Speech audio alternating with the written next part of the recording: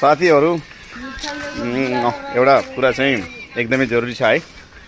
हजुरहरुसँग share गर्नको लागि पनि